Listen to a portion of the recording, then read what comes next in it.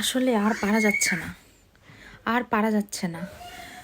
ফেসবুকটা খোলার পর আজকে কী দেখলাম, ব্লু ফেরি লায়লা মামুনকে নাকি 3 মাসের সময় দিছে, সরি 3 মাস না 3 দিনের সময় দিছে। প্রিন্স মামুন নাকি কোনখানে গিয়া তার নামে মিথ্যাচার করছে।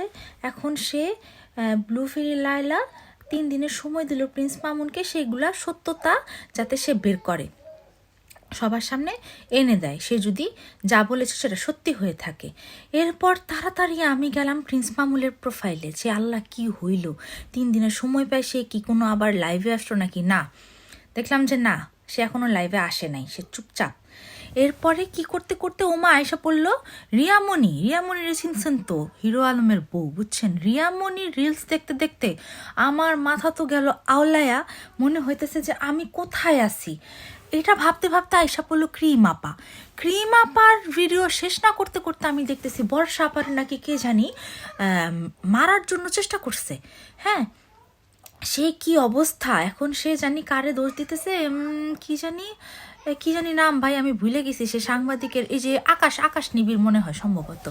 এখন এইসব ভাবতে ভাবতে আর এইসব দেখতে দেখতে আমি আসলে আমার নিজের জীবনের প্রবলেম ভুলে গেছি।